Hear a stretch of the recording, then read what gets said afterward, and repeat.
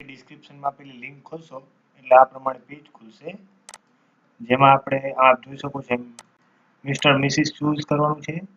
ત્યારબાદ આપણું નામ લખવાનું છે. જો તમારે રેગ્યુલર આઈટી હોય તો આપણે અહીંથી આઈટી અથવા આઈટીસી ચૂઝ કરશું, અને પ્રાઇવેટ તમે કેન્ડિડેટ હોય એનસીવીટીના તો પ્રાઇવેટ ચૂઝ કરશું.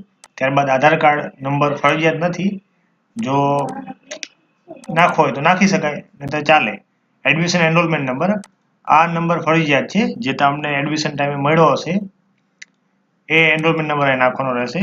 ત્યારબાદ આપણો ઈમેલ આઈડી છે એ પણ ફરજિયાત છે, કારણ કે પેમેન્ટ થઈ ગયા પછી રિસિપ્ટ એક તમારા ઈમેલ આઈડી પર આવે છે. ત્યારબાદ આપણે એડ્રેસ નાખવાનું હોય છે, જેમાં આપણે આ પ્રકારે એડ્રેસ નાખેલું છે. ત્યારબાદ ડિસ્ટ્રિક્ટ ચૂઝ કરવાનો, તાલુકો આપણો ચૂઝ કરવાનો, સિટી અથવા વિલેજનું નામ લખવાનું, પિનકોડ નાખવાનો અને મોબાઈલ નંબર. આટલું નાખ્યા પછી આગળ આપણે જઈએ તો અહીંથી આપણે ચૂઝ કરવાનું છે જે બી આપણે એક્ઝામ આપવી છે. જો તમે એનસીવીટીની એક્ઝામ આપો તો સિટી એફિલેટેડ, જીસીટી આપતા હોય તો નોન એફિલેટેડ, એ પ્રમાણે જે પણ એક્ઝામ તમે આપવાનો હોય એ પ્રમાણે આપણે અહીંથી સ્કીમ ચૂઝ કરશું. ત્યારબાદ આપણે અહીંથી આઈટીઆઈ ચૂઝ કરશું. તમારી જે આઈટીઆઈ છે જે ચૂઝ કરવાની રહેશે. ત્યારબાદ આપણે અહીંથી ટ્રેડ ચૂઝ કરશું.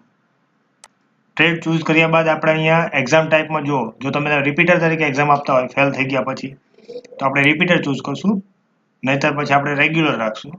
ત્યારબાદ આપણે અહીંથી એક્ઝામ સિલેક્ટ કરશું કે તમારે કયા સેમની આપવાની છે, એઝ અ રિપીટર અથવા રેગ્યુલર, એ આપણે ચૂઝ કરશું એટલે ડાયરેક્ટ અહીંયા રૂપિયા આવી જશે, જેને આપણે એડ કરવાના છે.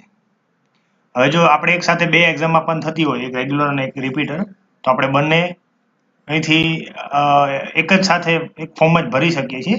એની માટે આપણે વળી પાછું રિપીટર રેગ્યુલર જે પણ છે એ ચૂઝ કરવાનું અહીંથી, અને વળી પાછું આપણે એડ કરશું એટલે એ અહીંયા બીજી વાર આવી જશે. પણ અહીંયા તો આપણે અત્યારે એક જ એક્ઝામ આપવાની છે, તો આપણે એક જ રાખ્યું છે. તમે એક સાથે બે પણ ભરી શકો છો. ત્યારબાદ આપણે અહીંથી ટર્મ એન્ડ કન્ડિશન ને ટીક કરશું, ઓકે કરશું, અને નીચે આપેલો વેરિફિકેશન કોડ લખી અને આગળ વધશું.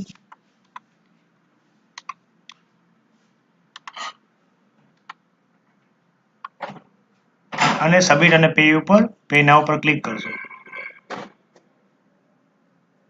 જે આ પ્રમાણે આગળ પેજ ખુલશે.